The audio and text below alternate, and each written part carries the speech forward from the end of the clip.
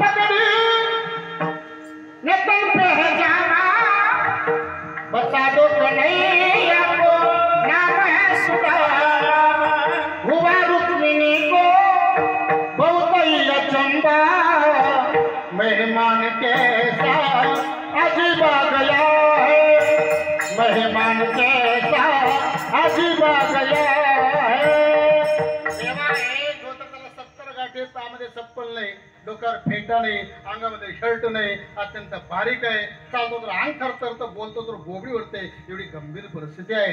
देवाने म्हटलं का रे एवढं चरित्र सांगतो त्याचं, पण नाव विचारायचं, नाव नाही विचारलं देवा काय नाव सांगितलं त्याने सुदामा असं नाव सांगितलं।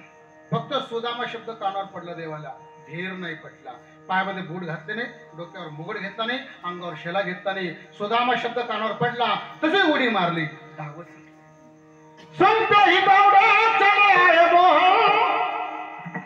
लगाया गले से सुदामा को मोह। हुआ रुक्मिणी को बहुत ही अचंबा, ये मेहमान कैसा अजीब आ गया है। मिठी मारली, दोघं रडायला लागले। असं म्हणतात कधी कधी देवासाठी भक्त रडतात, कधी कधी भक्तांसाठी देव रडतो।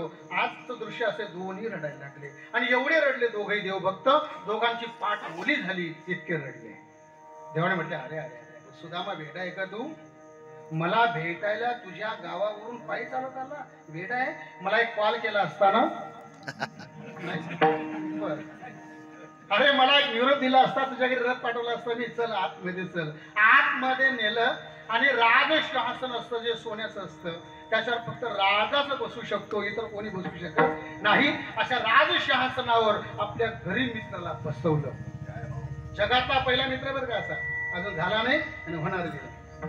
आपल्या घरी मित्राला राजसिंहासनावर बसवणारा जगातला पहिला मित्र आहे। तुम्हाला पटवून देतो, फक्त गैरसमज करू नका। राठोड साहेब पटवून देतो, फक्त गैरसमज करू नका।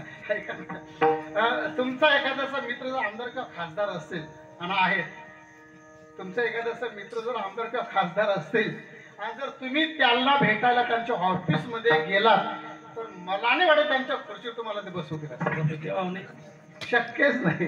हा जगातला पहिला मित्र असा आहे, घरी मित्राला राजसिंहासनावर बसवणारा। पण जेव्हा पायाकडे बघितलं रक्तबंबाळ पाय होते, ज्याने हातात पाय घेतला आणि सुदामदाच्या पायाला असा एक एक काटा काढत होते।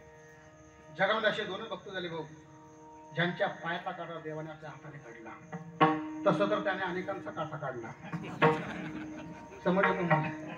आणि आज बी काढणं चालूच आहे। असे दोन भक्त, एक सुदामदेव आणि दुसरे क्या बात आहे, तो पोरांची धर्मपत्नी जिजाबाई। भंडारा डोंगर भाकर घेऊन जात असताना अचानक पायामध्ये काटा गेला, वेदना रडायला लागल्या, खाली बसल्या। भगवान प्रकट झाले लहान मुलाच्या वेशमध्ये, म्हटलं आई काटा मोडला, मी काढून देऊ? ठीक आहे काढून दे। जिजाबाई खाली बसल्यावर तो पाय हातामध्ये घेतला, मांडीवर घेतला। जंगल आहे, सुई तर नाही आहे, पण काटा काढण्यासाठी दुसरा कशासाठी घेतला? काटाने चांगला काटा निघतो म्हणजे, असं लोक सांगतात, मला नाही।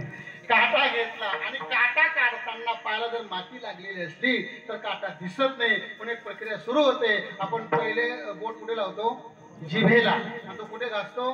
पायाला, तळ पायावर। माऊली मला एक सांगा, तुम्ही शेतातून आले, तुम्हाला काटा